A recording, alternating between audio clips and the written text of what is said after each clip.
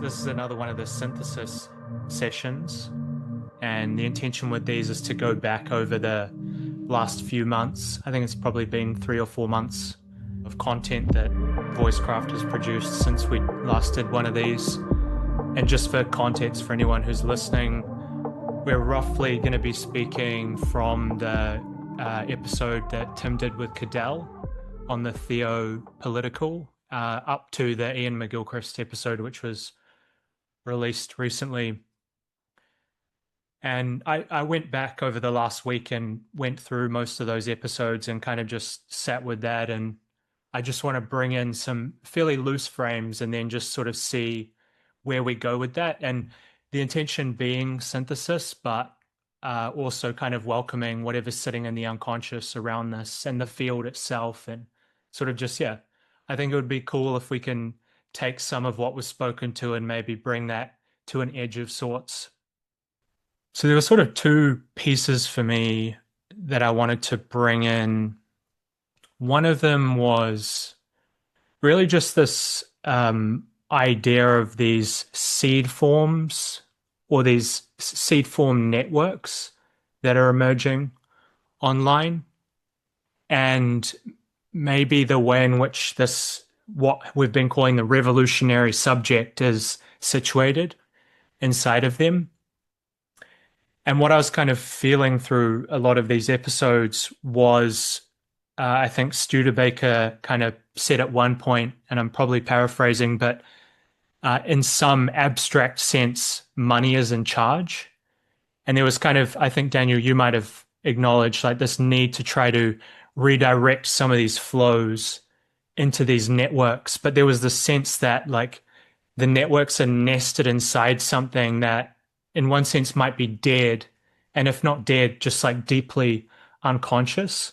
So it's kind of just seeing like there are these big sort of unconscious flows that are almost like autonomous. And we have these like, we have this kind of these very precious sort of seed form networks with this like perhaps very potent revolutionary subjectivity kind of nested inside of that. And so, yeah, I just want to kind of like hold that. And there was some words thrown around that. One, Daniel, you brought in was like to become indispensable. Like what would it mean for those networks or those communities to become indispensable? There was also the word legitimate. That was from Studebaker again. Like how do we legitimate our choices? And that's kind of more at the political level. And then there was also this notion of credibility, or like becoming credible, accreditation, and kind of these more formal ways of acknowledging value in things. And what I thought was an interesting contrast to that was there was some recognition that the revolutionary subject is somehow unlegible. And I'm kind of using like legibility to contrast with those other terms, but there's something about the revolutionary subject that has a strange vibe. That was another term that was kind of thrown into name Voicecraft. And like kind of works in mysterious ways. And if you're the revolutionary subject and you know what you are and what you're doing, you're probably not the revolutionary subject. So that's kind of one big piece, just to invite that into the conversation. The other piece was, and I think they're related, and I'd like to try to get them to talk to each other in this conversation, perhaps if it leads there naturally, was really just the recognition of these like nested systems that, and these were coming up in all of the conversations, but particularly the religious and the political, but also the family, and then kind of in maybe your session, Simon, with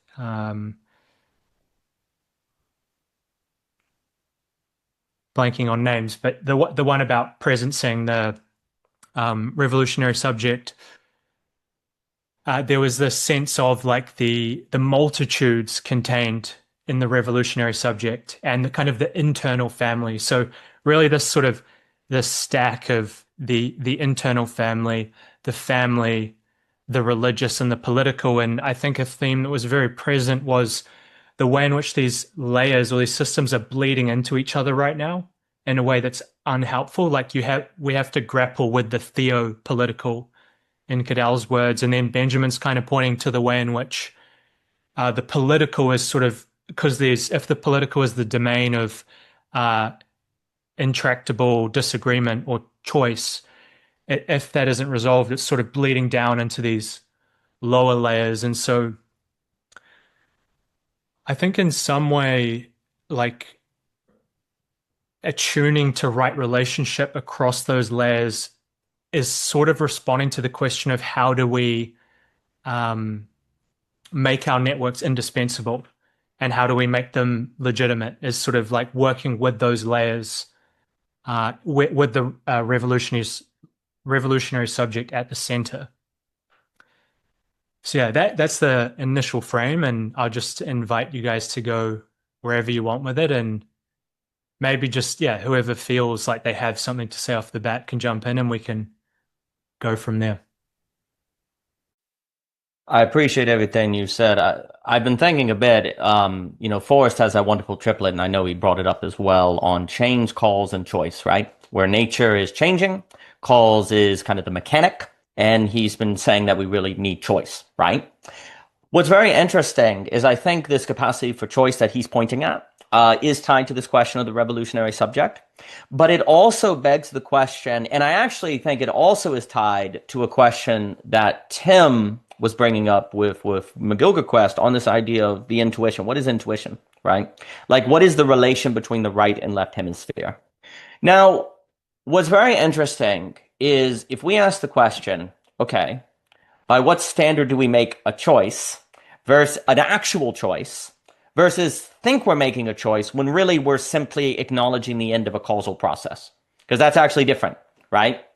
And that's where the mystery lies, right? Because here's a weird thing, and Kierkegaard kind of points at this. If I can give you reasons for doing X, then do I really choose X? Or do I just simply mentally assent? Like, what's the difference between assent and choice? Like letting something happen, right? Versus choosing something, or making what I like to say is an absolute choice. A reason I also talk about this is because when I talk a lot like about maps, there's a sense in which when all we do in thinking and choice making is follow our map, in a sense, we have reduced the human being to a kind of mechanical causal process because we're simply following the internal consistency of our ideology, right? And so when I emphasize the Gödel point, that's the place of choice. You have to make a choice because you don't know what to do by definition, because it is precisely in the space that cannot be made intelligible by the internal consistency of your map, right? So there's something about choice here. If indeed choice, in the way Landry is emphasizing, is basically the question of life or death at this point, then the revolutionary subject will be a choice maker, and they will be indispensable, right? Because if not being good at choice making equals death, then you're by definition indispensable, because that's the only way to keep going, right? But then the question becomes, what does it mean to make choices that are not capturable by the internal consistency of a map, by the internal consistency of a system, by an internal consistency of people's expectations, the zeitgeist? By what standard are you making choices, right? And it not be insanity, because the answer could just be madness, randomness, just who knows what. Now, of course, this is where I'm going to throw in the non-rational, of course. I would basically argue that a characteristic of these online communities is some sort of incubation of a kind of choice making, and I'm just going to stick with Landry's triplet because it's one of my favorite of his, that he was bringing up with Tim as well. There is something about these communities that is learning how to make choices that are distinct from simply participation in a causal system or the internal consistency of an ideology, or simply following what linearly follows, right? Now, again, the last thing I'll say and then throw it back, perhaps this is also choice as distinct in this radical way, and I hope I'm making sense in the way I'm trying to point choice as distinct. It is the behavior of orientation in the Gödel point, in the point that is not intelligible by the map. You can't follow calls in the Gödel point, right? Like you have to make a choice, right? that capacity, that mysterious capacity, I associate with Aspasia's authentic resonance. I associate with this mysterious question of intuition. Jacob Kashir will talk about resonance. This kind of sense of thing. Bergson talks about intuition. Seemingly choice, bringing in McGillicuddy, has something to do with you are orienting yourself to the Gestalt. Like you are, it's a movement toward the Gestalt, right? Because because the Gestalt is something that you can approach in many different ways, right? And every way you approach it also somehow connects with all the other ways, which starts getting into this mysterious character, right? So seemingly choice has something to do more so from a possessing of the Gestalt, but a certain viewing of the Gestalt, a certain orientation to the Gestalt. And this seems to be what a revolutionary subject by definition would be. If we're in a world that doesn't believe in Gestalt, well, it'd be revolutionary to live as if there is a Gestalt, right? But then if the epistemological method of causation necessarily moves you away from Gestalt, which is what I believe Landry is emphasizing, right? Well, then you need a new epistemology, ergo onto-epistemology, which is in terms of choice. And I suppose I would link that. Basically, I believe when Cadell is emphasizing the theopolitical, which is of the utmost importance. The problem with the theopolitical is you have to deal with it by choice. You can't deal with it by cause, right? I would also argue, interestingly, there's something about choice that is actually taking on change, because you have that change, nature, calls. I would say calls kind of keeps away change. It's trying to block out change. Whereas when you move to choice, you're more letting change, nature, processes hit you and you're organizing yourself in that, right? So that's another kind of piece. But what I would say is that one of the reasons why the theopolitical is such a problem today is because you can only relate to it by choice. Because everyone's theology is a map, an internally consistent system, and the theopolitical is necessarily the girdle point, the place of incompleteness in everyone's map that has to make space for the other. Or you can deny the girdle point, and then you have totalitarianism and oppression against all other maps, right? So the theopolitical, we're not, to me, it's all related in that if we can't be better choice makers in this mysterious way with the intuition, with this, how the way to figure out how to make the right and left hemispheres relate. If we can't do that, then we're going to be captured by the machine in a kind of Landian way, Deleuzian way as well. And we're also not going to be able to do with the theopolitical. So I'm really thinking about choice here in this mysterious sense that there's a sense in which I guess I'm also playing with, we don't even know what choice is. Like, do we even know what choice is exactly when we do it? Like, we go, no, choice is when I pick the latte instead of the mocha. Nah, that's like the linear way. Like, choice is the opening of a horizon of how being unfolds, dang it. Well, how do you make that choice? On what terms? It's very mysterious, but I will pause. So I'm thinking about that on what you were saying, Tom. Excellent. I'm thinking how to tie this into the line of thinking or more the line of feeling that I'm getting. It's indeed where do we make choices? Who is making the choice? I like to approach it from if we use the language from Ian McGilchrist with the left hemispherical and the right hemispherical, and like the right hemisphere mostly being the hemisphere that deals with what is present. The left hemisphere is the sort of map maker and also the operator on maps. So I'm thinking about parts and internal family system style work. And within that theory, you have a lot of, let's say, the common parts, which are like archetypal, like a protector controller and the lost child and these things. What I'm very interested in is how to include the non-human or the ancient human as part. So the ancestors, the word, being a man out of time or out of place.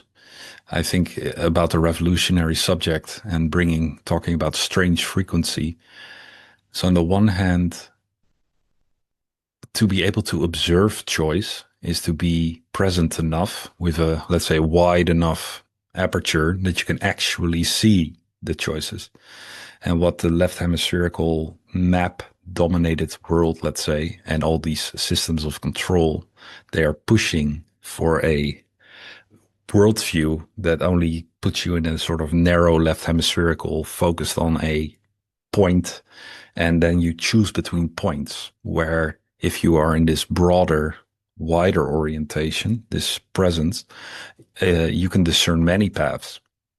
It's like walking through the woods. If you take a moment to really pause, you might see actually the paths that the deer are taking, or you see the path where the snake just passed. If you're not watching at that, if you're just watching on the human-made trails, then those are the only options. So I'm thinking choice comes from a presence of mind, but then it is also becomes like, and who is making then an action? So what is the action that follows? And from what are we acting? And that's where I would like to bring in like the parts idea is, we carry, I think, especially those of us from Western European descent, which I think we all are. Maybe we are mixed in with other backgrounds, but colonized peoples, right? I think that's most likely like the epicenter of empire, or the current strain of empire that runs most things, let's say, the operating system. That also means that our ancestors have been conditioned and subjugated to the same series or systems of orienting towards the world, which means that we carry those conditionings within our bodies quite strongly.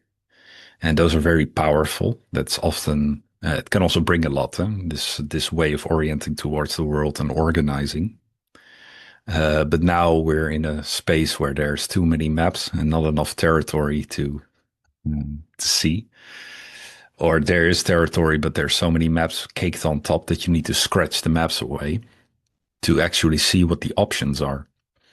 And here I really think, and this is, I think, also this is what I feel is the path that I'm taking. I might as well call it that. Is really trying to connect, or not trying to connect. It's more like a courting, or trying to pick up a signal, an ancestral signal, and potential cross incarnation signal on different orientations in the world, different styles of being human. And if we're thinking about getting out of modernity or out of this sort of trap, it is indeed, we cannot do it with the maps that we have currently. And all the maps of the past are also not adapted to this moment. So I think Daniel talks about getting past rationality, or getting past what makes sense within the current systems. But the sense making then has to happen indeed live from this presence of mind, this presence of being, but also instinctual activation of different modes of being, instinctual adaptations of how to respond to senses, but also that's an opening of the senses. I think modernity has also trained us to perceive the world in a certain way. And this is also a narrowing of the gates of perception. And so there's this continual opening to the gates of perception. So we perceive way more than the current moment. And there's often talk about this like past, present, future, and that it's actually all one thing, depending on how wide your perception is, how wide you can sense. And so the past can live in the now, and same the future as well. And for this, I feel that the average modern human is quite ill-equipped, but that was also part of the deal, I think, that made us like this superorganismal species and get us to this amount of people on the planet, etc., etc. So I'm gearing up, or I'm feeling into like, what does it mean to court other parts?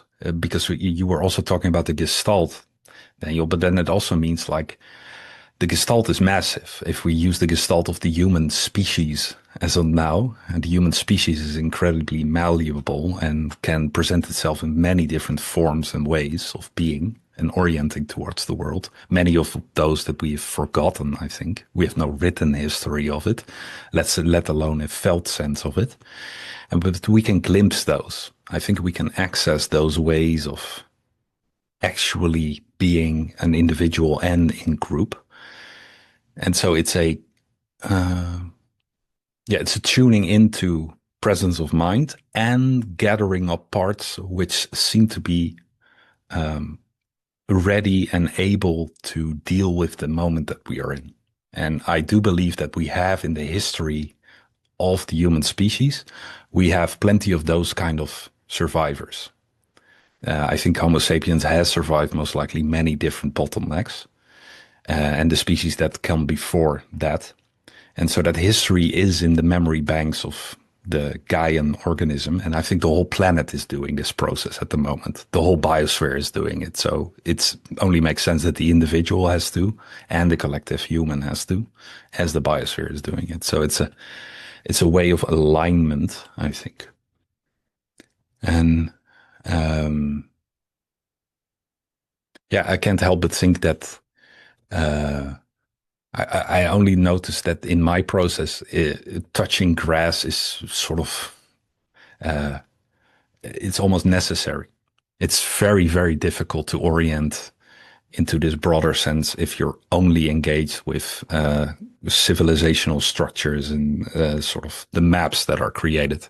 So there need to be moments where you're more in the physical body and also more in dream space and in other ways of seeing and orienting, and also sharing space in other ways of communicating instead of the rote automatic responses, automatic conversations, all these kind of things, because then we're also not called to be there. We're not called to be present. So these are some of the things that are alive for me. That was really rich. Thanks, Simon.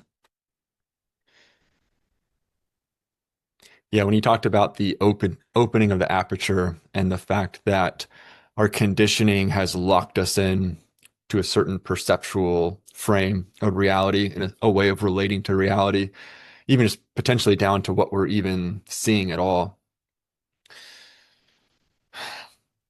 And I like that you brought in like the the fact that when you become aware that your perception and your perceptual matrix is pretty limited, there can be kind of this default counter reaction, which is like, oh, I need to perceive a lot more. Like I just want to keep expanding and expanding and expanding.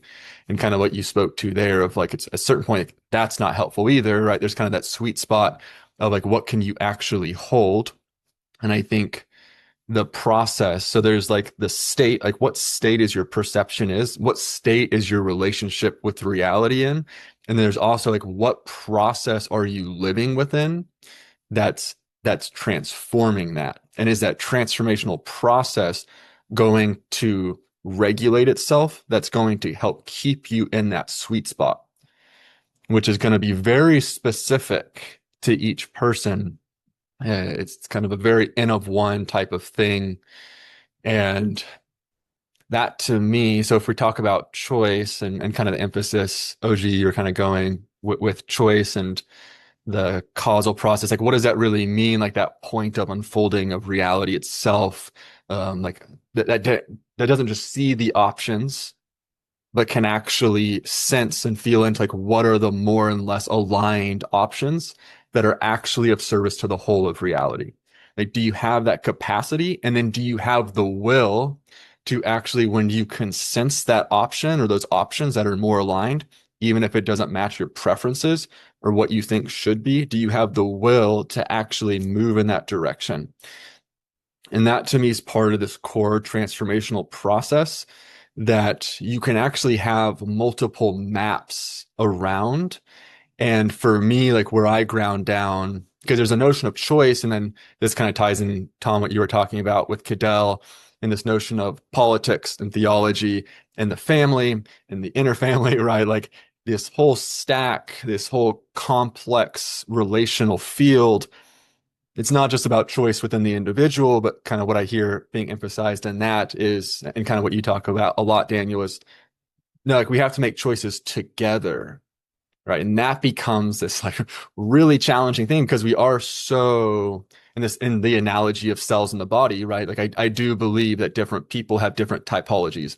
There's inherently a pluralistic typological differences, at least at the level in terms of how our brains are designed, how our bodies are designed. There's actually a lot of science that backs up like our brain folds, like the literal folds in our brains are different, which is changing. So, and I think that's all purposeful. I think we're designed in that way at the planetary level. And so to tie that in with what I was talking about with the transformational process and that healthy kind of staying in that sweet spot of what you can hold, for me, when I think about making choices with other people, like where does which trust, and a lot of people have kind of recognized this, like trust is the foundation of that process. And we have inherently these different maps, especially at that political, theological level. The where I ground down is to the best of my ability, can I sense that this person I'm making a choice with, are they sincerely oriented towards that process of opening to the options, being willing to suspend their preferences and their conditioned judgments to actually sense into the larger intelligent flow of what's aligned for the whole and try just doing that, knowing we're human and none of us are perfect at this because we all have conditioning, we all have trauma. You can't get out of that. And then recognizing that if we're all oriented towards doing that and trusting that we can be truthful, not true and that everything we're saying is absolutely true, but can we be truthful that I'm being honest of I'm doing that process and that you're doing that process. And once you get people who can actually do that, not just talk about it, but actually do it, that it course corrects. You can course correct my blind spots. And that, whatever that creates, I think if someone's not oriented towards creating fields and groups of people who are doing that, I think there's more than that. I don't want to be overly simplistic. Don't be overly simplistic. But in terms of like an orienting point of actually, because I like to use the word alignment, Simon, at these kind of levels of the self, the planetary sphere. And then for me, it's like beyond that as well, right? Like kind of all the way out. That if people aren't trying to do that, that's what we need to start building and orienting to at the societal, political, theological level is what maps, what theologies help people do that in a way that's actually matched to their life circumstances, to their past. Nice. That was beautiful, Kyle. And lots is coming up now. So now I'm thinking about Cadell's drive myth. I think that's what he calls it. And sort of I'm hearing the necessity of myth in the scaffolding process of people towards their drive. And sort of this might be an oversimplification, but kind of seeing drive as that process you're describing of like opening the aperture and sensing into the various possibilities. And so there's this question of, yeah, like what kinds of myths, what kinds of systems are most supportive of taking people into that choice making capacity, taking them to the edge of drive and sort of almost choice for its own sake, or for kind of the implicit beauty and truth and goodness that's in that. And something I've sort of been just like phenomenologically really sort of shocked and in awe of lately is the the the combination of the qualities of truth and care, like in dialogue, when you're in a hard dialogue, like to just be honest can sometimes feel quite cutting and almost like a kind of has this quality of like can even feel narrowing even if it's really honest. But when there's underneath that a kind of like a feeling of potential that someone's kind of offering in that, or kind of showing up in good faith, that faithful presence. When those two things come together, there's such a extraordinary power in the combination of those qualities, and that requires to come forth with that requires a lot of work. Like you have to actually even know, like you have to see that happen. What does that actually look like? And then all of the kind of healing work and growing up and becoming required to kind of in those moments where it actually matters, and when the nervous system is sort of lighting up, to find that tone. And it's never perfect, right? Like sometimes I'm a little too honest and not quite getting the care, but we're saying like it's an iterative process. And Kyle and I know this very well. We've been working together for 3.5 years, and we make many choices every day. And sometimes there's bigger choices, and you really go through this process of like, shit, like we have to go all the way down and up to figure out like how are we experiencing this choice. And as we're talking, like the dimensionality of that choice is sort of revealing new facets and aspects, and our own like trauma and patterns are being pulled out in that process. And so it's kind of, it's like that building and healing are kind of always co-arising. And just to kind of throw in a final piece, I was loving Simon, like sort of going backwards into the ancestry and the parts and these various maybe like morphologies in the psychic space that we might be able to access. And I was sort of imagining like in that aperture of the totality of the past and the future, that as we're sort of changing things back here, the gestalts that are available to us as fields of possibility, the adjacent possible, are also sort of responding to that. So there's that real like relational thing in the present, and then there's also that kind of movement through time. That's kind of and maybe that's sort of the revolutionary subjectivity is that dance. It's a lot there, sorry. Magnificent. So first, on this idea of changing the system that Kyle was bringing up, to be the kind of subject that has this certain openness, this kind of widening of the aperture, but at a certain skillfulness so they're not destroyed by it. There's a tension here. For me, Studebaker mentioned it, the tax system doesn't allow this easily. It's hard to support organizations training this. The certification system is a problem. We have a change-based education versus choice-based education. Tax codes, certification structures, we use resumes instead of portfolios. I can go on. All of these things would need to shift. But they can shift. So we should, they can shift. Also, I should note, it is very possible, with the Fermi paradox and the great filter, that the inability, because I would also say what Kyle was getting at, I kind of associate with dwelling in the girdle point. That's the place where you're truthful. I really like that. Versus being right? Maps are where you're right. The girdle point is where you're truthful. The ability to scale or spread the necessary infrastructure, education, et cetera, so forth, by which the average person can so dwell in the girdle point, could be the great filter. The problem of internally consistent systems could be the great filter. AI could be the great filter. And I would argue that AI is simply the completion of epistemology, of which reduces the human being to causal forces and never introduces them to choice. And thus they're stuck in internally consistent systems. This could be the great filter, actually. And overcoming the great filter could be tied also, I think a lot of what we're describing is, Carl Smith on hyperhumanism, right? We've never been human, right? We've never been fully been human. And he'll talk about the spirit, like all of these dimensions that we have to go into. And I really liked, Tom, as well, where you were kind of going up and down the whole stack. Isn't that interesting that when we're trying to describe how we make these choices that seem to be distinct, they have I call them absolute choice. They have a certain choice that it is its own self-turning wheel, right? That you have to go all up and down the stack. Now, the reason I bring that up is because, as I understand it, there is currently a problem or is being brought up in AI research, which the assumption has been that if you scale, you'll eventually get super intelligence, right?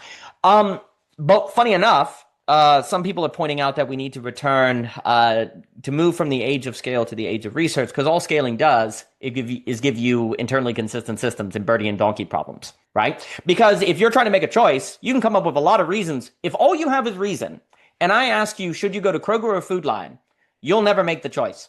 If all you list is the reasons, you can make really good reasons to go to Kroger's, and those are grocery stores in America, and really good reasons to go to Food Lion, and you can't decide. Because actually, when we make a decision, we always refer to something non-rational. We don't ever just use reasons. We use other variables to make those decisions. And maybe you say, well, no, actually, Food Lion's closer and Kroger's far away. Well, Kroger has better quality, and actually you need to learn patience. It would be good for you to actually go to the further place so you're not at the mercy of efficiency. Like, you can play this game where you can always come up with reasons. Well, AI gets trapped in internally consistent systems, right? If you bring a non-rational judgment to it, you can break the tie, but all it does is create maps, really. The way I use maps is internally consistent systems, right? The key for human beings that, as I understand these researchers talking, is it can't do the entire stack, because you have to have the entire stack actually in order to break these birdie and donkey problems, which is a donkey is between two equally piles of grain, and so it starves to death because it can never make a choice, right? It turns out that that's all causal systems can lead us to. That's it. Like, the supreme achievement of causal systems, mechanical systems, autonomous rationality is birdie and donkey problems. That's it. And the only way to break that tie is choice, which, you see, the problem is because we don't tarry with this mysterious character of choice, we think it is simply causal. We have the wrong epistemology by which to understand what we are doing when we choose. Right? We think we're just following our reason or following the evidence. No, we're actually using the whole stack even if we don't realize it, right?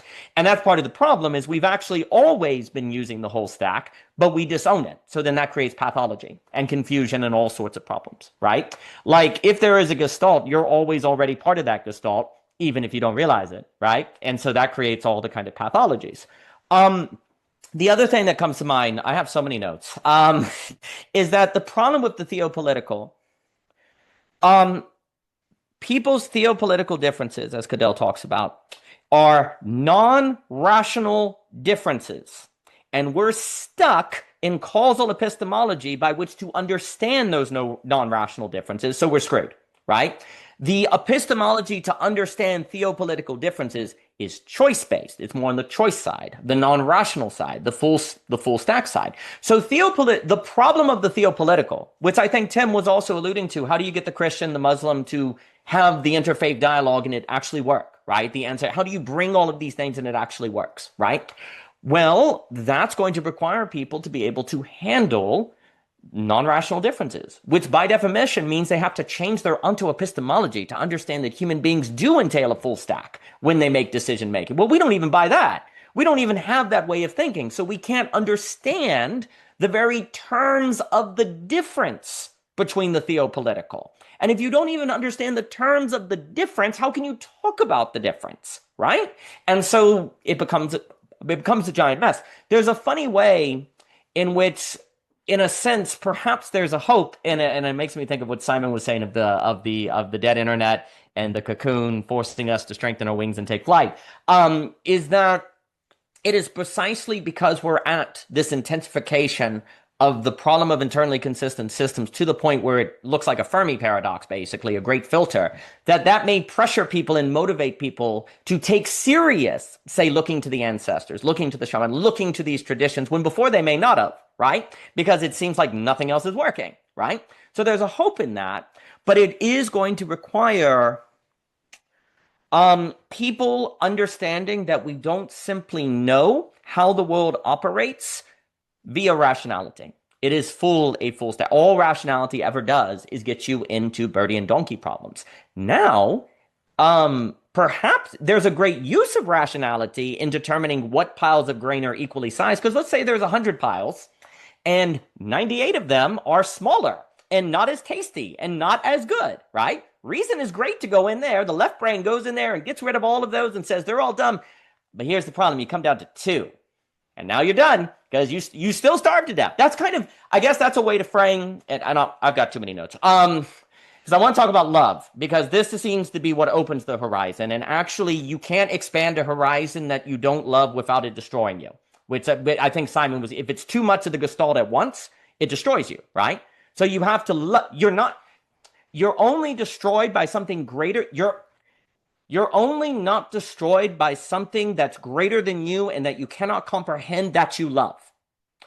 If you encounter something greater than you that you do not comprehend, that you don't love, or that you don't care about, it destroys you. Okay? So you have to love it. But here's the issue. How do you love? Love actually requires conditioning. You can't just love like that. You need to develop classically virtue, and you have to develop capacities, as was being alluded to, right? Your ability to love is tied to your capacities, right? And those have to be trained.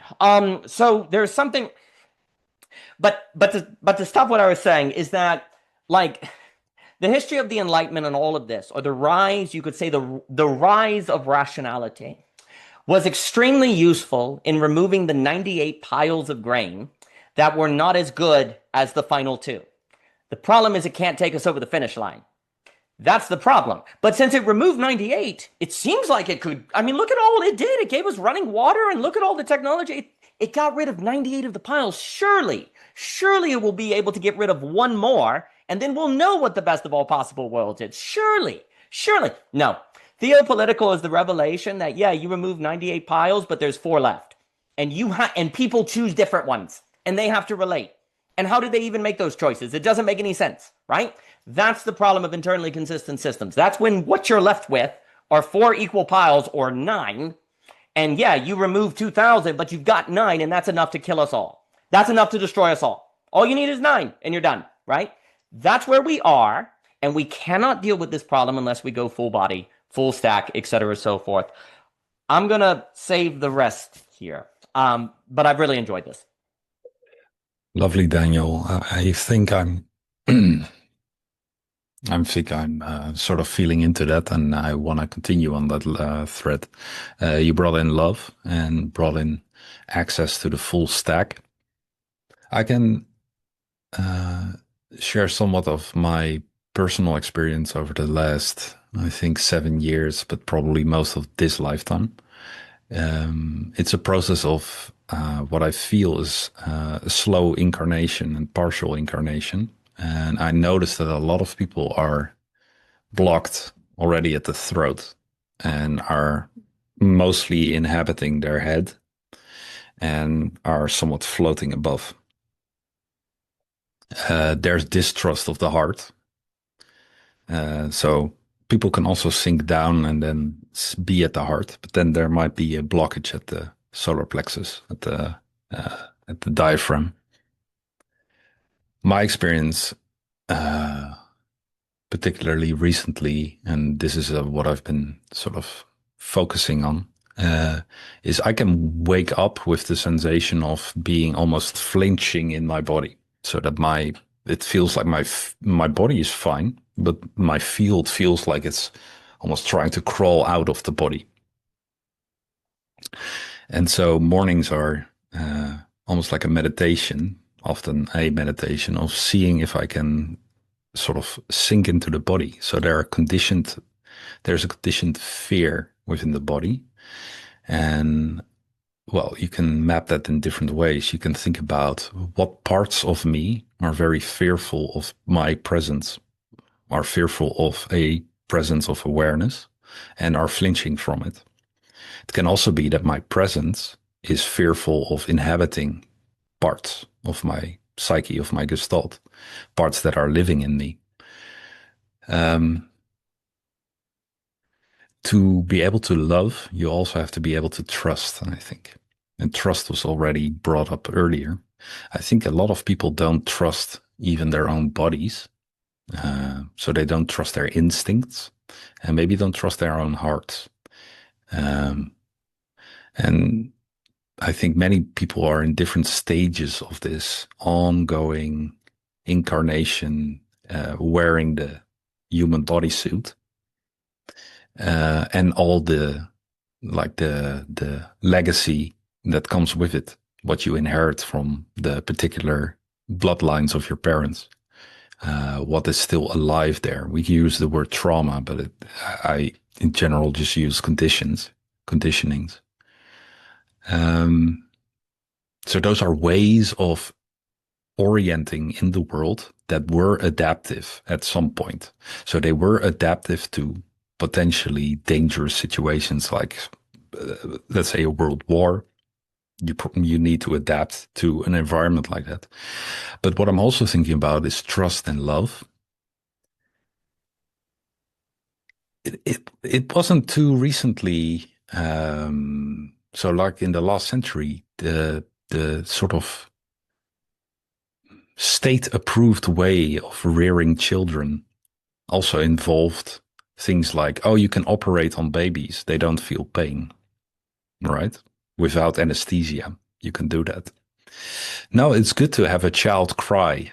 Just let them cry out and put them in a different room and let them just cry. And then at a certain point, they will stop. Mm-hmm. I think that this kind of conditioning creates very unsafe homes and unsafe bodies to be in, because unconditional love has never been felt, or has so rarely been felt that the heart cannot open. And I fear somewhere that we are trying to fix a world from blockages up here because the heart hasn't been opened. And then what you mainly can do is be in the left hemisphere and in the maps, because everyone is there. And that is what is working as we communicate. Or risk madness, like what Ian McGilchrist writes about, for instance, when the aperture is way too open and you get so much information. I think typically schizophrenia is a state of having access to so much information, but having no centered, grounded self that is capable of integrating that information into a consensus reality. So you lose the ability to make sense of what is actually happening, even if everything is actually happening, but not all the information is relevant. So there's this desperate try to map what almost cannot be mapped or integrated. And it's the same with psychosis, I think. So what is that quote? I think that's Joseph Campbell. He says something like,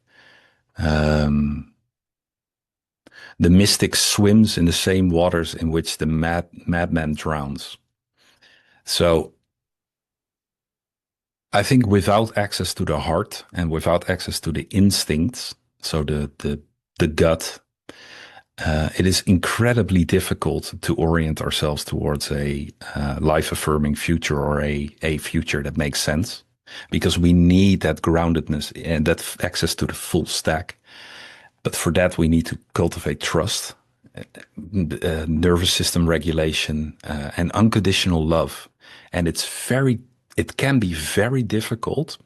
I'm not saying it's not an absolute statement, but it can be very difficult to actually give unconditional love if one has never received it or doesn't know how to receive it.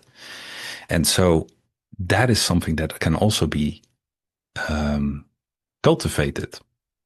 And that's what also Daniel was pointing to, and I think Carl was also pointing to. So how do we create those kind of structures where the monkey body, the ape body, learns to be loved once more and is less afraid of actual existence and of these apertures opening? Because spiritual awakening can also be psychotic if one is not grounded. One starts to see ancestors or starts to experience all these very, very crazy things, and then trying to make maps of what is going on. And then you can also get consensus realities that if you look at them from the outside, it's like, yeah, I can hear the signal there. I can also see that signal, but this map that you've concocted makes no sense whatsoever. But you can have whole groups believing in that map. And then again, they are stuck in a closed system once more. But it's very difficult for these people. I don't want to point because it's difficult for people being in closed maps with access to a lot of information, which we are all in, to also have enough trust to converse with other people, where words don't mean the same thing. For some people, one word means something completely else different than for the other one. And how to find that, indeed, that consensus reality, what you were also alluding to, Daniel. So, just want to cement the importance of, having access to the full stack. And for me, that's the process of incarnating. And that means, depending on which body you're incarnating in, that can also mean, dealing with some quite difficult to digest shit and making that understandable once more. And here I do feel that I went through those steps as turning to shamanic practice and these wider ways of perceiving the world, because the other maps weren't cutting it. They just weren't making any sense to what I was experiencing. And the moment I could access other frameworks or cosmologies, now things can land and now they can make sense. And then there's less fear. And when there's less fear, you can actually start to trust and love.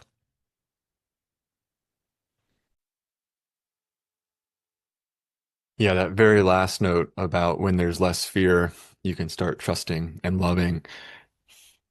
Earlier, when I was talking about that collective process of, am I sensing that someone else is actually like really in this process with me, this process of orienting towards truth and love? That's one of, if not the single highest markers I'll use. And just like in my discernment of like, how much do I sense they're coming from fear? And even the fear that's not obvious, right? Like there's obvious fear, but then there's also a lot of subtle ways that fear shows up. And just over years and years of doing this, you just start seeing more and more. And then eventually I just kind of saw it's one way of looking at it is it's fear is kind of all the same thing. It's almost like a field that will show itself and reveal itself in many, many different facets. That could be worry, it could be certain kinds of egoic anger, it could be all different kinds of things, right? Like greed. I think to me, greed is a form of fear. And so I started watching how it replicates. That was actually my main practice in life for a while, is I would watch how if someone comes at me with fear, how something inside of me is going to respond to fear. And that fear I'm responding with will actually take a different form than what's coming at me. But it's all hooked into the same thing. And so for me, when I started realizing this, because unconditional love and truth were my highest values, not just intellectually, but like 100%, I was committed to them, whatever that took. And it was more of this process of an unconditioning or a deconditioning, an unhooking is the word I would usually use in myself. It's an unhooking. I got very artful at unhooking myself from that matrix of fear. And the result, so I can say in hindsight, right after years and years of that being the main thing I'm doing, that the natural side effect of that is unconditional love and just an extraordinary drive. So to talk or like that will that I was talking about earlier, because I know that was a big conversation to ties back with Voicecraft and Cadell and Tim's conversation about drive and myth, and kind of that drive before myth is this idea. Like for me, there's just been like it's hard to put into words, but it's just like something entirely new has come online as I've committed to unhooking. And it's almost like a slipstream of sorts, where it's just like it's what Dr. John Churchill calls direct, valid, non-conceptual knowing. Direct in that it's just direct, non-conceptual in that it's not this like rational thinking mediated type thing, and valid in that it's true. It's actually mapping onto reality extremely accurately. And it's just a knowing.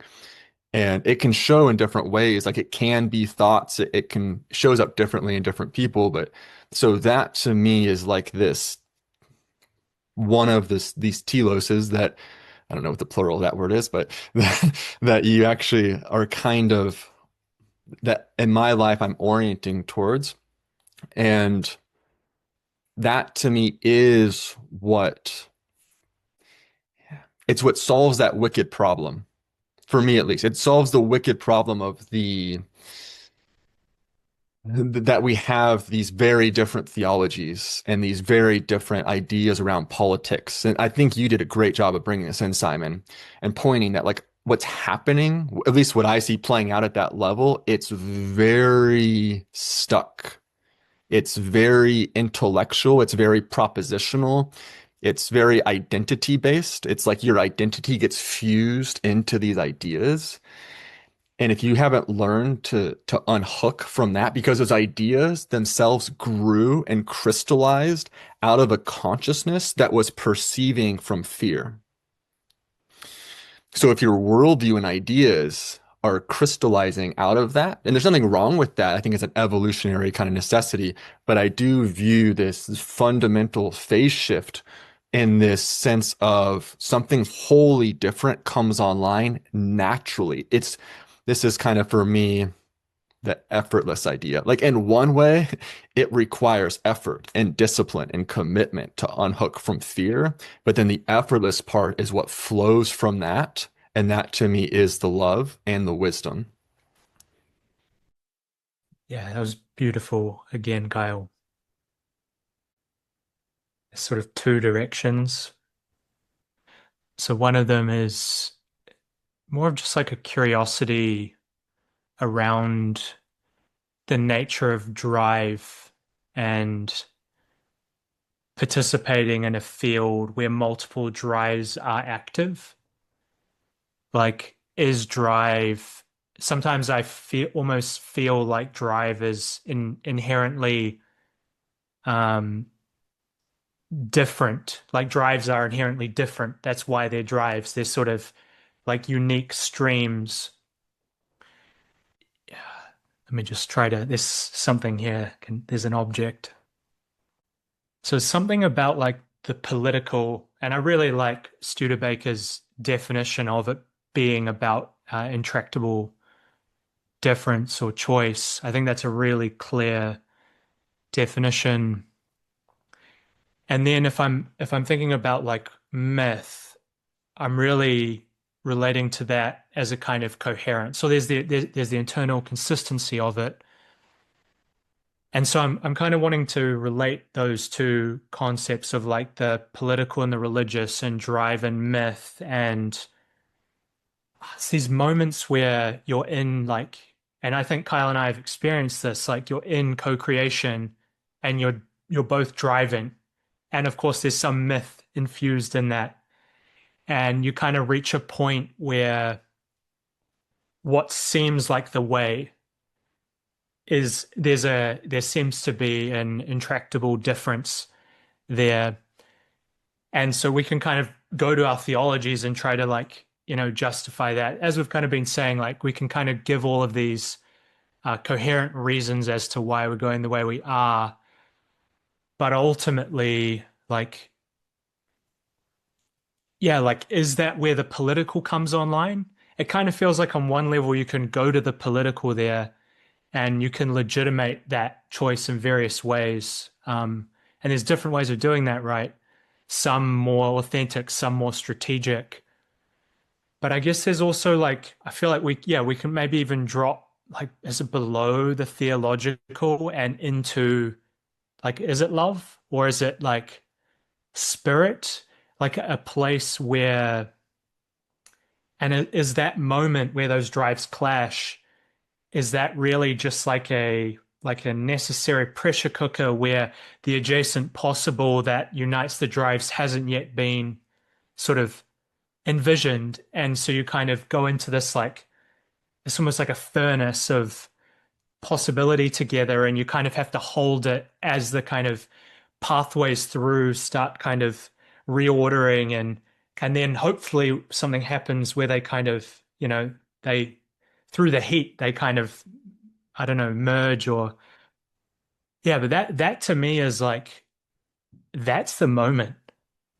like it's not even really that interesting to like see people acting through myth and their theologies and like doing life. Like it's great and it's beautiful and it's necessary and there's momentum, but like I'm interested when like the deep kind of archaic drives are kind of in full strength and they're next to each other and they're both like pulling on the future.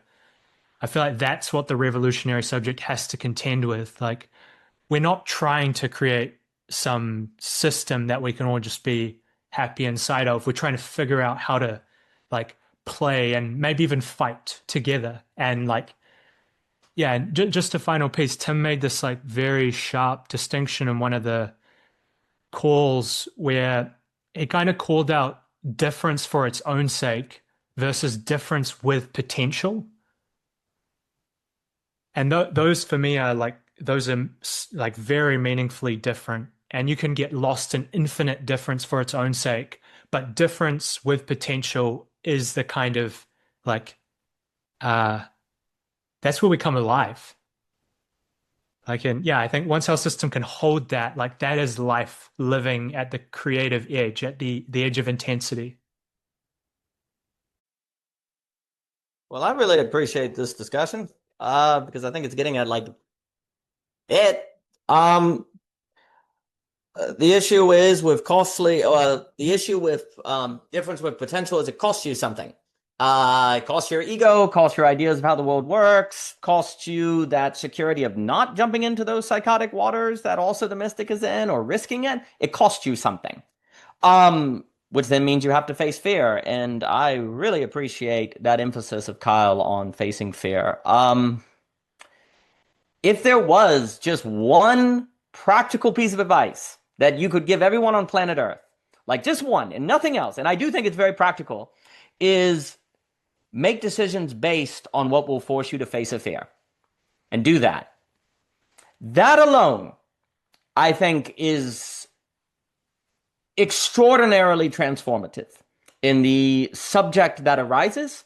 And I actually think it creates the same kind of subjectivity that is able to have the James Wigley insight, which I think is in the middle between the right and left brain of the Gestalt, that creates a love of the Gestalt that then transfers into a drive myth, of which then you are able to proportion yourself when you encounter difference in a manner that is actually able to sublate everyone versus destroy everyone.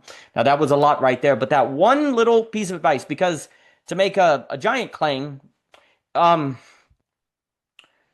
if there is any possibility of spreading the revolutionary subject, there has to be a fundamental, if you grant me this, there has to be a principle that's possible in all possible lives, that if all possible lives were to live according to that principle, it would be fractal, isomorphic in all lives, that would create a unity in difference and of difference, harmony, right? Kind of in that Goethe sense that nature is trying to, differentiate the harmony and harmonize the difference, and it's this ever process of that, right? I would argue that the facing of fear, the development of courage, is actually that deep fundamental principle that contains holographically the whole. Now, that's all metageometry and stuff, but I think that's the case.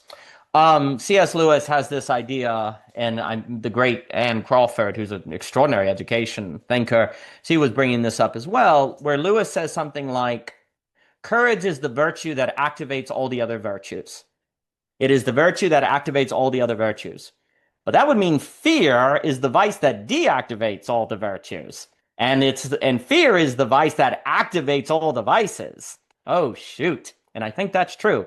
Especially once we understand that the opposite of faith is fear, not doubt, because faith is courage, ultimately. The word in the Bible for faith is more tied to faithful, which is a term of courage. You don't believe that of which you don't have courage in. If you don't have courage in it, you don't believe it. And so I think that emphasis is very important. And basically, the difference with potential only is possible in courage. Like you could say in a sense that the proportion of difference that doesn't have potential and the amount of difference that does is proportion to the amount of courage in the world. That actually is what determines that, of course. But here's the problem. We don't know which difference is which, right? Until we encounter it, right? All we can do is ourselves develop that anti-fragility that then shines with that possibility when we encounter every possible person we can encounter, that thus inspires that possible transformation because of the way of life that it affords the individual. And that, when I think about things like evangelism, I think we've gotten in trouble thinking about it as spreading a message versus shining. And I think that also starts working with interfaith possibilities that aren't so totalitarian. Politics as managing intractable differences is very, very good from Studebaker. Basically, what's the old advice in dating? Don't talk about politics, religion, or sex, right? On the first date, I think that's what it is. Yeah, all of those are actually bringing you to the non-rational inevitably, which are the intractable differences. Like, the non-rational basis of your worldview is always intractable because it is the possibility of your reasoning about everything, right? It is the axiom that you've assented to that makes possible your thinking. So it's intractable in the sense that if you removed it, nothing, you'd be psychotic by definition, right?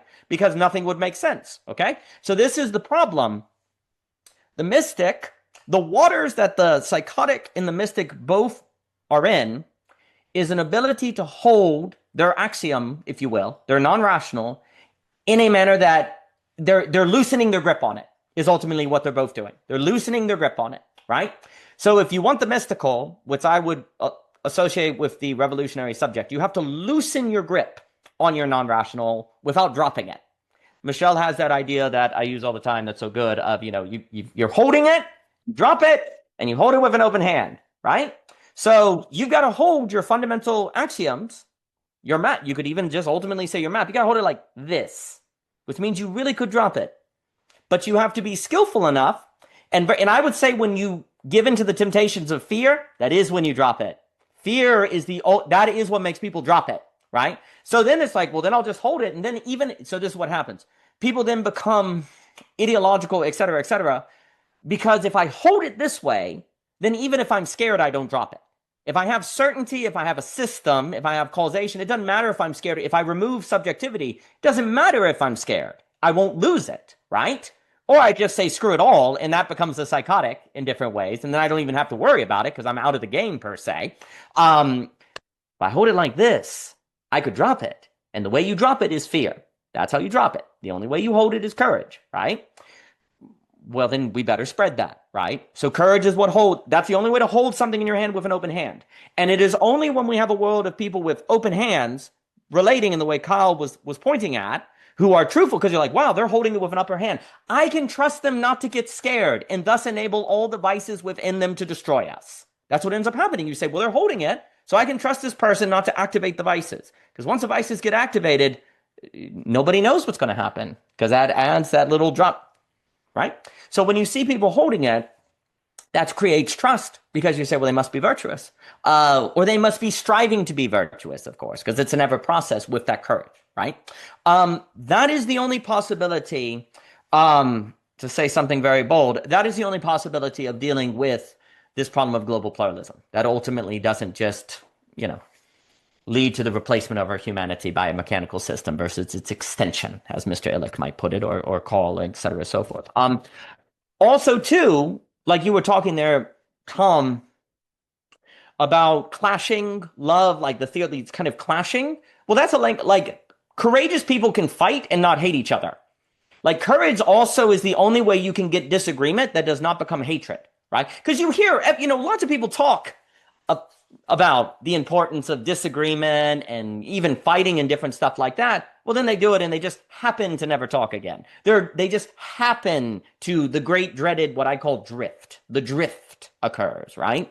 I think it is absolutely the case that without some degree of the ability to butt heads, we don't address the themos that Plato talks about and the soul doesn't develop. But we can't handle disagreement without courage because we can't handle disagreement without virtue. Because without virtue, you're going to demonize the person you disagree with and we're screwed, right? So none of this is possible without courage, right? But then all of this is ultimately pointing, therefore, to the question of how does every possible individual in their different life, without removing difference, cultivate courage? Where does that come from? How do you do it? Why do you bother with it? And also too, nobody thinks they're not courageous, right? Who thinks that they're not courageous, right? Because when I give into my fear, I'm just rational. I'm just discerning. I just knew that was stupid to do, right? Like giving into your fear. That's actually one of the key ways autonomous rationality gets us, even if we may say all day, we know we need emotion, we know we need the body. The secret way that autonomous rationality runs most people's lives is because it does it through giving into your fear. Like you give into your fear, and there's always a good reason to give into your fear. You're wise, you're discerning. That person really is a Nazi, They really are a monster. And so that's how it gets you.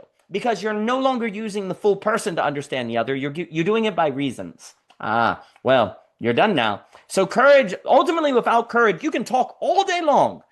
You can talk all day long about the problems of autonomous rationality, the loss of full body thinking, the reign of quantity over quality, the need for emotional intelligence. You can talk about those things all day long. But if you do not develop courage, you're not doing those things. You're not. But worse yet, you'll think you are, because you have reasons to think you are, because you've read those books and you've listened to those talks and you think about things in terms of emotion. And that's when hell is locked from the inside. And that's the ultimate goal of fear, is to lock you from the inside in some sort of enclosure. I do want to mention on the drive myth, love, care, horizon, because the question now is how do you move people into courage and what would motivate people to do that? But I will stop for now and pass it. Lovely, Daniel. Super nice. I think the etymological roots of courage are from the French cœur, or my pronunciation is probably horrible, but that's heart.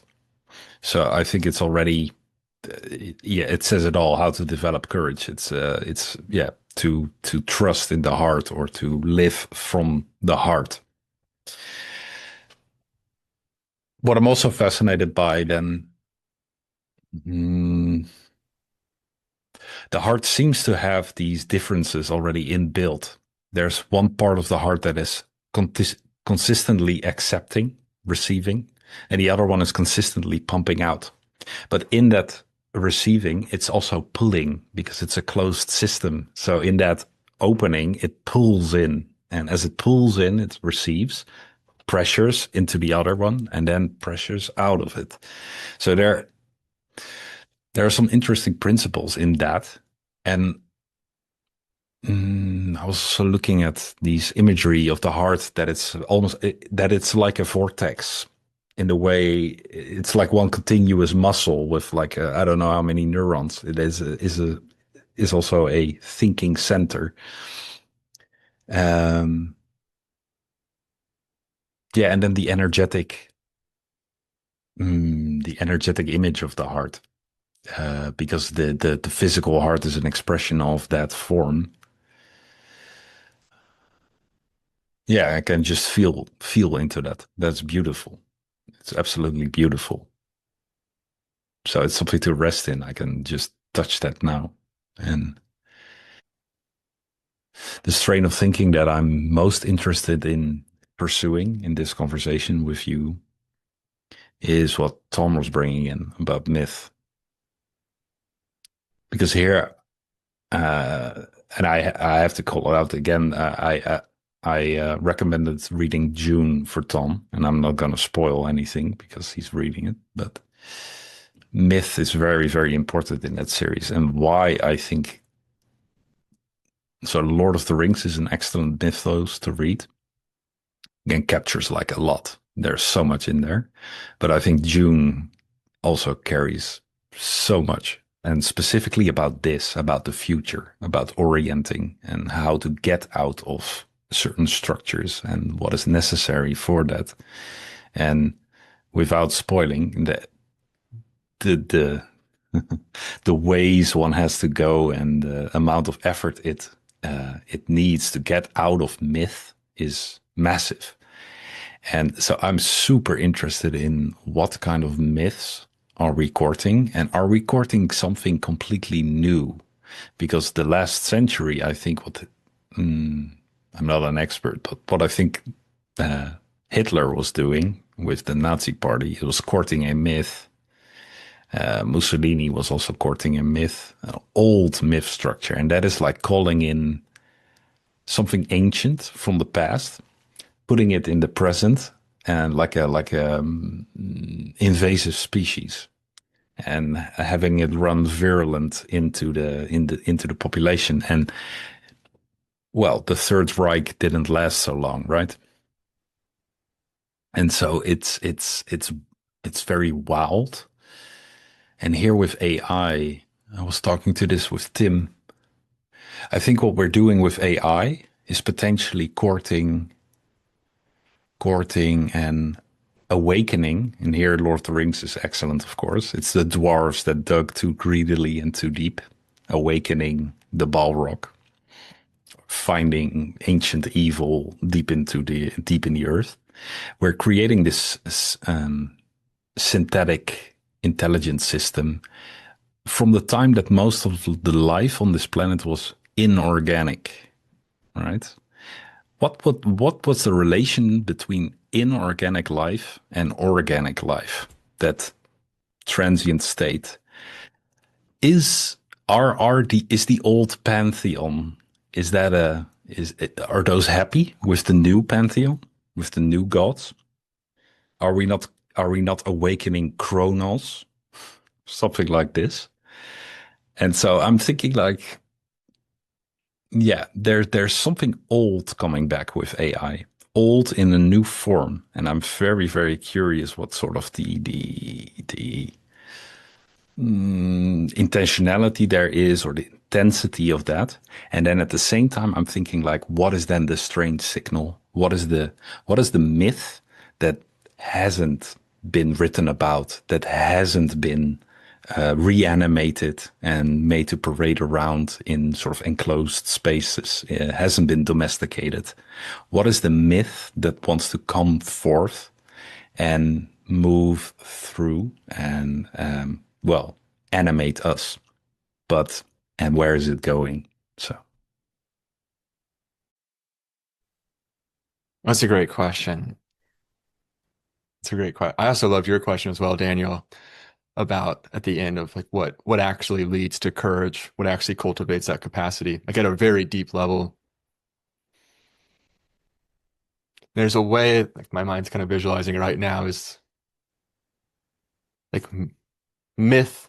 That myth you're speaking to, Simon, is like, I think there's a huge potential that whatever that is, whatever we realize that that is one of the things that most stabilizes that healthy courage. And I love that you also brought it back to the heart as well in response to the kind of idea of courage, because that is, I've heard courage talked about as it's one of the dimensions of the heart. The heart has multiple dimensions, and one of the dimensions, the forward moving dimension, is like one of courage. And then the backwards is kind of the one of acceptance that you were speaking to. And I love the visual that you were talking about of like the dynamic flow there and how you're pulling things in. It just created a really nice visual in my mind. Maybe I'll just share. I mean, this is in progress. I mean, we're all in progress here in our human journeys. But like for me, when I've that question of that myth or a new myth, I liked one of the things that Cadell emphasized in his conversation with Tim around like really understanding the deep history around modernity, pre-modernity, post-modernity, and having a narrative, a story that can actually not strawman them and hold them. There's like a higher perspective one can take on these unfolding dynamics and the collective of humanity. That to me really jumped out to me as a kind of nice quality or piece of a potential universal myth, because that's what Cadell was talking about. There's like the universal myth that could hold, and then there's the individual day-to-day individualized myth that comes from our living and our embodiment. And so there he was talking about this universal myth. And I think for me, where I'm at is if that, and I'm open to other language, but like for me, if that myth doesn't have God at the center, it in the long run, in the long run, it will the wheel will eventually wobble. I think if you had something at like the planetary mind level at the center, you could go really far, potentially millions of years. but would eventually need to expand that myth. It's something else, which will always be evolving and unfolding anyways. But like for me, that's how I understand God, as this, like it's when God is actually at the center of your life and the center of society and the center of a belief system, and not just in a propositional way, but like in a lived, enacted, embodied sense, in that real relationship with God. Like if you have a real relationship with God and are actually in your sovereignty and also in alignment with God, that the natural side effect of that is a fractal coherence of all systems. And that can look really messy, right? Like necessarily what you were speaking to of the like how challenging it can be to break out of old myth and old belief systems that have ossified. Like that's a process that can get really intense, especially if you're doing it with millions of other people. With Daniel, you talk a lot about global pluralism, right? So we're undergoing this process in this massive pluralistic society. And so to just end with a concrete story of to kind of bring all that home, like what does that actually look like, right? Like what would that actually look like in the world? And when I say that, I'm not going to attempt to speak to that overall myth as a whole. I'm just for the sake of the story, I'm just going to hone in on one specific way of holding it. But it was a podcast I listened to maybe about 4 months ago. I sent it to Tom because I really enjoyed it. But it was someone who was coming from, he grew up in a traditional Christian worldview. So that's his map he's operating in. But from my discernment from this one podcast, so take this with a grain of salt, he was living it. Like it wasn't the performative Christianity.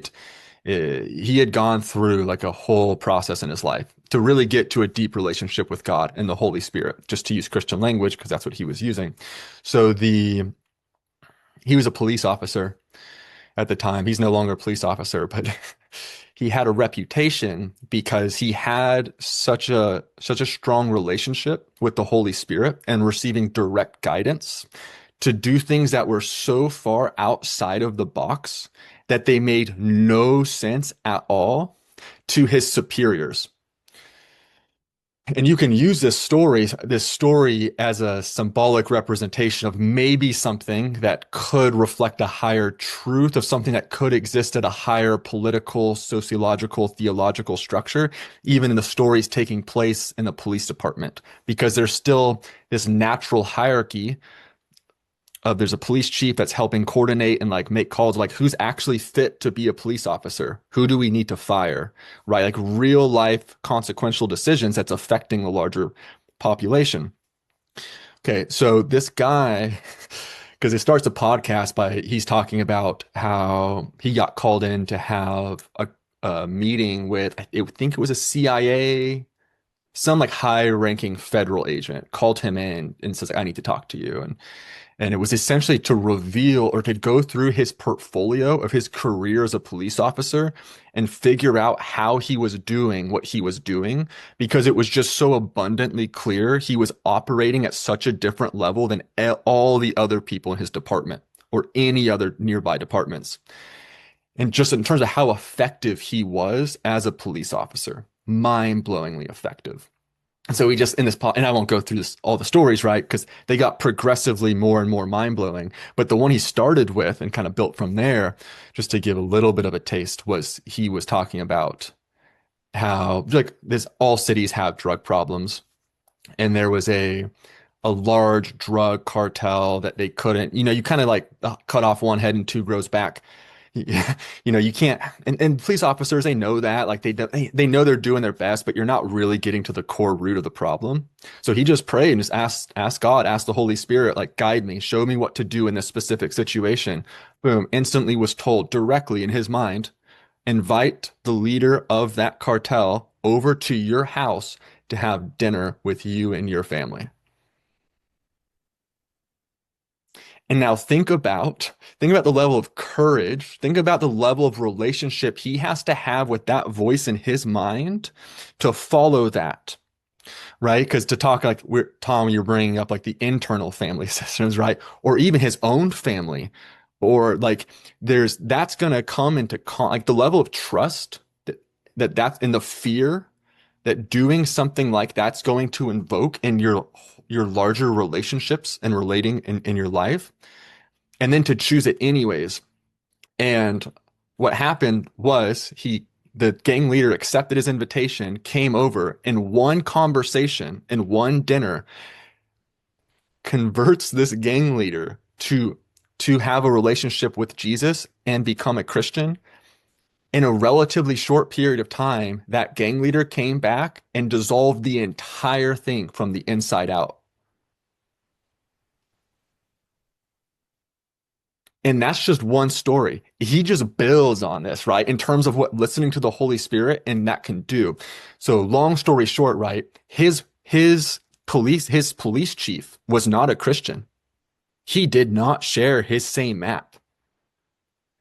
And yet he had built the trust that he was really doing this discernment thing. And it's not like at the level of personality he wanted to have that gang leader over.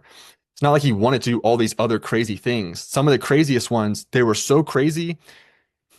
His boss told him, if something good doesn't come from this in 2 weeks, you are fired. No exception, right? And then of course, like just not just good came of that, but just immeasurable good. And so that's it, right? There's like this possibility space, like God's imagination is so vast that if we can become permeable to that and have the courage, like you were talking about, Daniel, to follow that, to listen, to have the capacity and the heart-centeredness that you're talking to, Simon, because that's that biological, right? Like that, if you don't have that, it's going to be hard to hold your sovereignty to actually work with God. So we can't approach it from one or the other. Like the more you can turn up both of those dials, the more you can turn up your heart coherence and that heart mind and regulate your field, the more you can more easily step in to actually listening to that guidance and following it. I'll just say now we've got about 25 minutes left, so I'm feeling like maybe this last round we can start just drawing in some points to a close.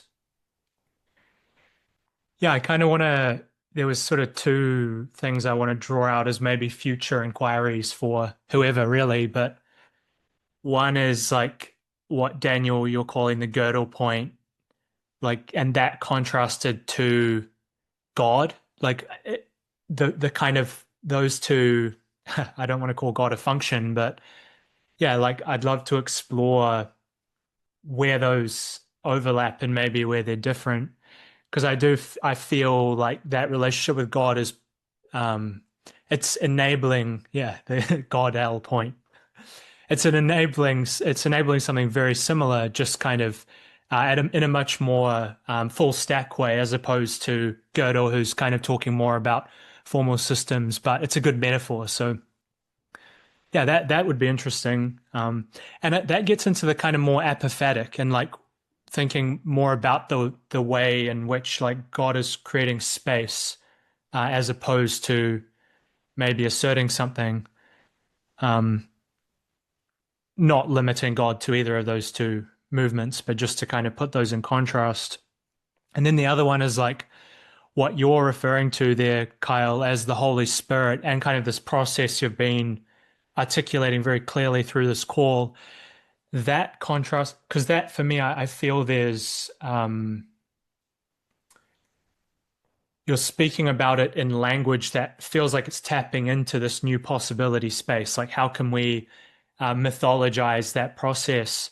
But then if you look at someone like McGilchrist, and he's got this very sort of concrete, instantiated model of the right and left hemisphere, and sort of Tim talking to him about intuition, where does that model between the right and left hemisphere kind of overlap with what we're relating to as, say, the Holy Spirit? And where does that break down? Because clearly the Holy Spirit, if we're talking about like multidimensionality or kind of like layers and layers of fields, the notion of the right hemisphere feels very localized, whereas the Holy Spirit feels like plugged in to the nth degree. So yeah, that those would be two really interesting. And I know it seems like Daniel really wants to respond to that, but I would just to say a final sort of piece around the revolutionary subject. and this myth that you were bringing in, Simon, I was really feeling that. It was kind of actually giving me a chilling feeling, like Kronos kind of lumbering in the depths, like. But yeah, I think like this notion of hyperhumanism, um, and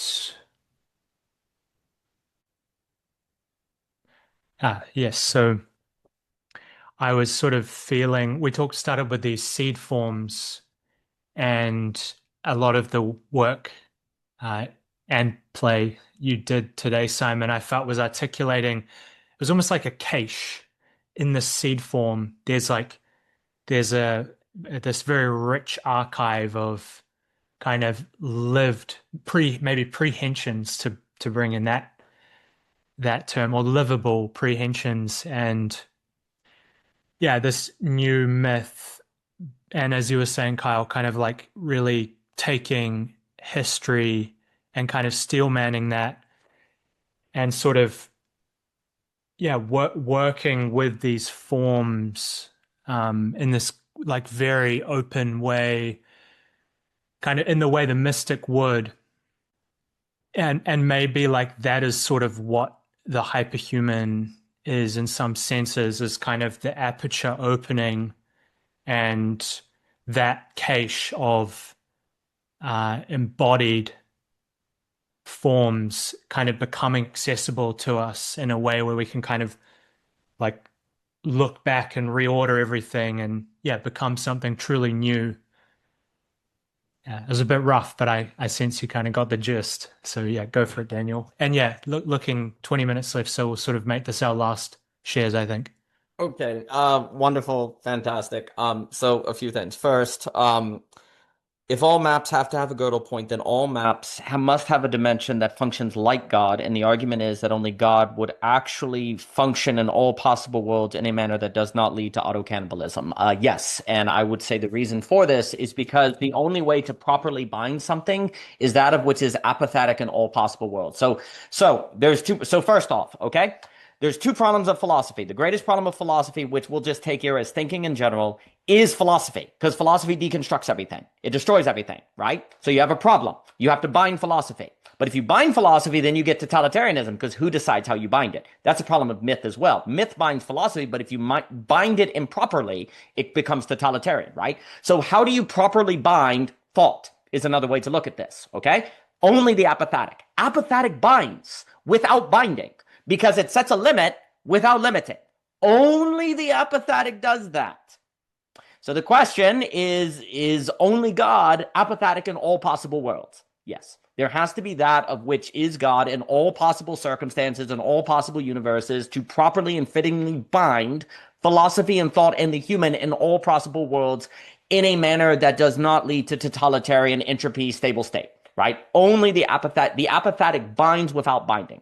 That's why the apathetic keeps appearing in so many conversations online, because it has this weird quality of being able to limit without limiting at the same time. Only the apathetic does that. The capathetic doesn't, okay? So it has to be apathetic.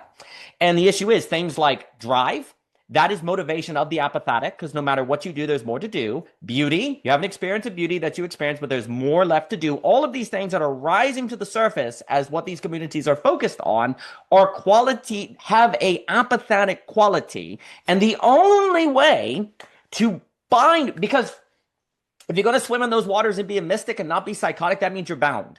And what are you bound not to do? Drop it. You're not going to drop the thing you're holding, right? You are bound from that possibility.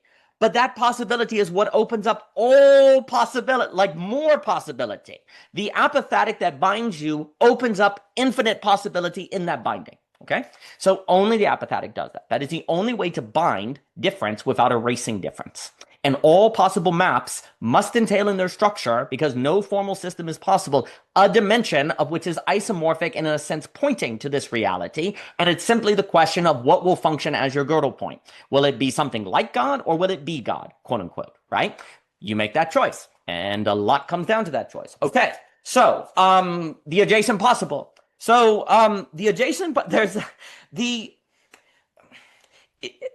the adjacent possible we need, per se, not is always veiled by a test of courage. The adjacent possible that we need is always veiled by a test of courage, right? Like an adjacent possible that we can rationalize, well, that's just part of the causal, not choice. So if today we need choice as distinct from cause, choice as the adjacent possible is always on the other side of a test of courage, okay? So, and that's what opens up things, right? So, because the question is, how do you make a choice distinct from cause? Like, choice requires courage to the degree it is distinct from cause, okay? Going back to Landry's, right? Like, to the degree a choice is distinct from causal, there's courage involved. Almost by definition. Because if you don't know what the thing is going to do and you do it, there's only one way, man, courage. And that's love. Also, heart. Simon brought up heart. Heart and courage go together. Well, courage, I would argue love is courage. Like it takes courage to love someone, to actually encounter them in their surprise, radical particularity, to see what they're going to do. You can't love without courage. And there's a sense if you say God is love, God is courage. And that those things go together as well, right? And what does love do? Love is not simply a choice between two things. It is a disposition that changes the entire horizon in which choices are made, right? So it changes the entire horizon. Well, if we're in a horizon problem, as Landry is saying, of cause, and we need the horizon of choice, you can only do that by courage. You can only do that. That's the only thing that changes the apparatus of understanding by which you operate in the world. So it requires courage. So the question becomes, how do you cultivate the conditions of courage? Well, it's tied to love. You have to love something. You have to love something. And you have to find, what do you love? You find it beautiful. You find it worth doing for its own sake. Okay, how do you love something? Well, basically, we got to hope. So, basically, there has to be a hope for global pluralism not to destroy itself, to eat us all. Basically, we have to hope. There's a sense in which our hope lies in the possibility of every possible life having a James Wiggly inside of the gestalt of the beautiful, of the mystical, that makes them love it, and they then make choices out of the experience of that gestalt, right? Because, Kyle was talking about the Holy Spirit. So you had an experience of God, which then opened you up to listening to that voice, right? Like, if you didn't have the experience of God, you wouldn't be opened up to that voice, right? But once you have it, now you're open to making choices that are radically distinct from causal, radically distinct from the rational. But that came from an experience, right? So how do you increase the probability that the average person on earth has an experience of that, from which then, in that orientation, they make choices that are distinct from cause, and cause is the logic of the missing, as Kingsworth talks about, the logic of capture, the algorithm. How do we move to the geopathic, as Jacquin and Javier and them talk about, right? You have to increase those steps. So the revolutionary subject is the one who makes choices. The revolutionary subject is the one who has had that insight, that experience of the divine, from which then they live out, right? And that doesn't mean you don't give up rationality. It's always there, but you go to prayer, right? Like, you go to a different posture to receive, because we're running out of time. So I have too many notes. Reason, once you get, because I want to talk about the system now, and the knotting of the real, the symbolic, and the imaginary, and how that's tied to drive.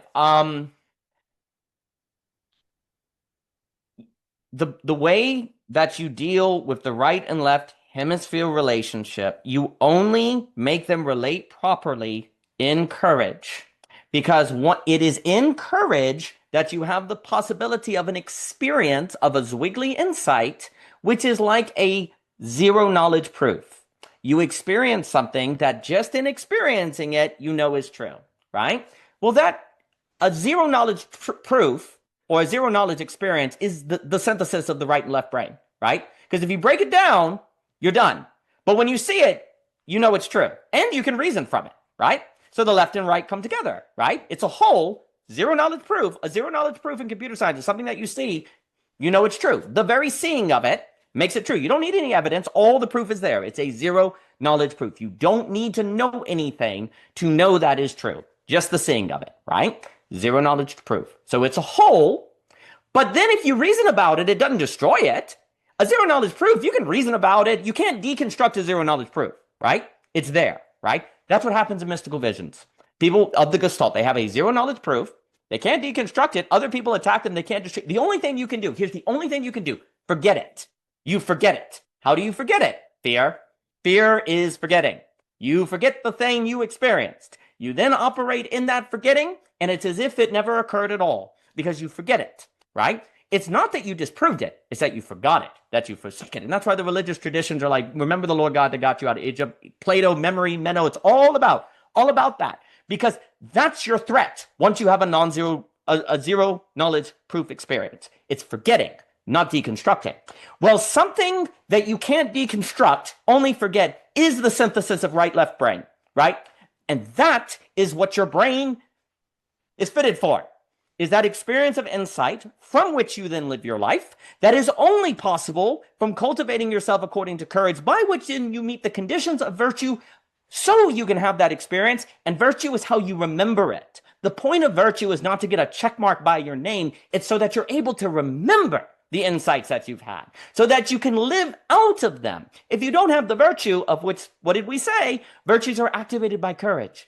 Courage is the virtue that activates them all, and therefore the virtues are a testament to the courage of which made them possible. It is the ability to live out that insight and to keep it going. And if you can't live it out, then you can't expect it to spread, and you can't expect it by which to go through the system. And I like to think of all these seed communities as engaged in that work of trying to spread individuals that have had that insight to model and show its possibility and how it works across difference without collapsing the differences. In fact, it brings them out and shows that it was part of the Gestalt all along. I have more notes on drive, myth, sit, thumb, and different things I can go to, but I'll stop. Absolutely lovely. Great. I'm thinking often the left hemisphere gets a bit of a bad rep. Our relationship to maps, this is also the case for me, often gets a bad rep because it takes us out of the present. And in the present is this experience of feeling emotions, of being moved, being touched. Seeing the gestalt, seeing the full, and not seeing the map. That just puts me to thought, like, what if there's nothing wrong? What if there's really nothing going wrong, even in our left hemispherical overshoot? And I'm just going to bring in again this metaphor because it's very alive for me. In this case, not the cocoon, but when an animal molts, the last thing it sees is just a complete replica of itself, which has encased it, and which is a perfect one-on-one replica. And then it crawls out of it, so it can grow further. And so I'm thinking, like, what is the function then of this? It's most likely we're having we're getting sort of a rapid autocomplete of the entirety of human language and history, all potential words, maps, rapid autocomplete, and then we can just see it that it's not the thing, it's not reality. And you cannot help but come to that conclusion at some point. And so this is just also and that's an apocalyptic as a revealing. It's showing that the artifice isn't the thing, and it can never be the thing. It's asymptomatic, or it's an asymptote. It can never reach that aliveness in that sense. Yeah, and thoughts on hyperhumanism and this orientation and courage and the fear. I just really get the image of, I operate on the sort of cosmology that humans, that souls are signals that are sort of projected down onto Earth, down into matter. And it's a projection. So there's a tendril, there's a light, there's a connection to whichever point it is projected from. And I think those are potentially stars or different places. And then I get this image of starlight, souls inhabiting matter. And we've been doing this for I don't know how long. Our souls have also inhabited other creatures, also non-human, other ways of being. And the human species is one that is being pulled towards God, I think. And here on Earth, it has experienced, I don't know how many things.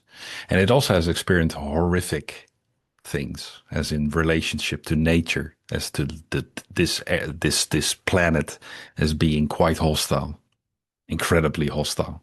And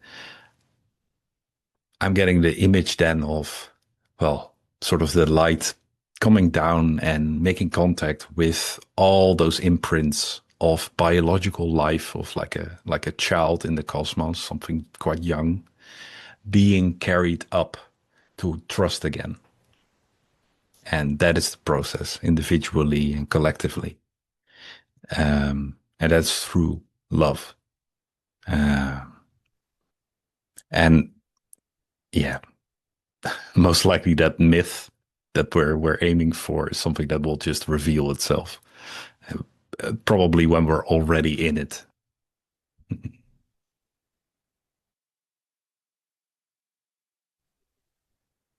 Kyle, this is just so you know, this is last word, so feel free to wrap up as well.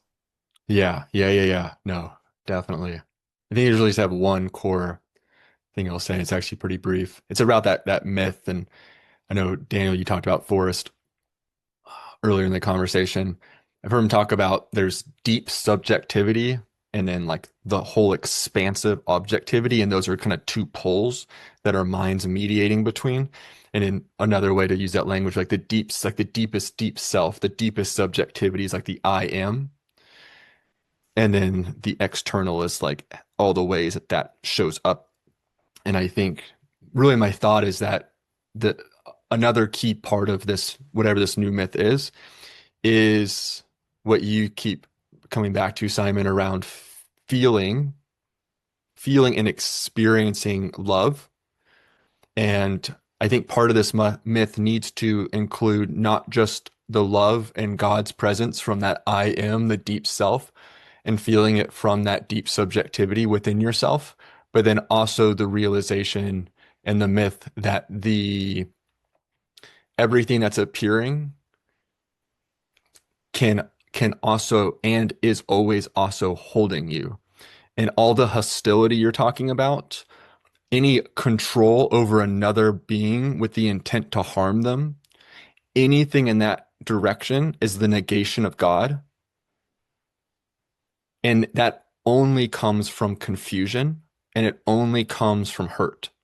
And the only sane response to that is healthy boundaries and love. Like you can't keep putting it in darkness. You have to love it. You have to see it's confused, and that's what heals it. So I think that something in that direction needs to be part of this universal myth, because that will help bind as well. Well, this was fun, I think. Yeah, it was really cool to see you in action, Simon and Kyle. It's always awesome seeing two new people feeling into a space together. And yeah, it's awesome to hear you today, Daniel. And particularly at the end, I kind of felt, yeah, there's such, sometimes I feel like I have one word to describe something for every 10 different angles you've seen it from. Sort of like but I think that's what we need. I think we need like an excess of understanding such that, every new angle we're kind of presented it from, we sort of have another way of seeing it. And yeah, I was just feeling an admiration for the time I know you've spent with many different people dancing around. And I also really appreciated just the emphasis on the heart today and the embodiment that you brought, Simon. And I think the like lived and enacted presence that I felt you were bringing in, Kyle, felt like a really nice kind of full stack engagement. So yeah, Great, thank you man. guys, and we'll do a yeah. Yeah, thanks, Tom, for those words, and thanks, you guys. Really enjoyed this. Went very interesting places, as always. So that's great. Yeah, and indeed, very happy meeting you, Carl. I appreciated what you brought it today, and I felt that there was a very nice, indeed, sort of back and forth there, or a sort of passing and then taking, making it more. So that brought a very nice pacing. And as always, Daniel, I'm always very both enthused and amused about the rapid pace, the rapid fire, and also the concept and how coherently they come across. And it's great. It's just a marvel. So I'm very much enjoying that. Yeah, and as always, Tom, your presence is super open, calming, and also bringing in. I said this to Tim. I think one.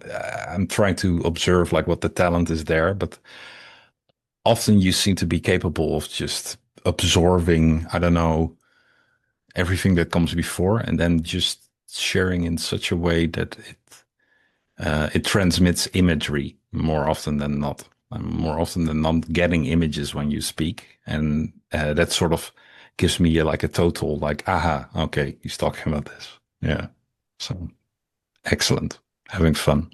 I could do it every afternoon. You guys are wonderful. And that's that zero knowledge proof, right? Tom's an expert on that. Like, boom, you see it, right? That's what we long. That's what we longed for. That experience. So, Tom, thank you for doing it. Yeah. Thank you, Tom, and thank you guys. It's really great to meet you, Simon. Really enjoyed today. Alrighty. Take care, guys. See you soon. Best, everyone.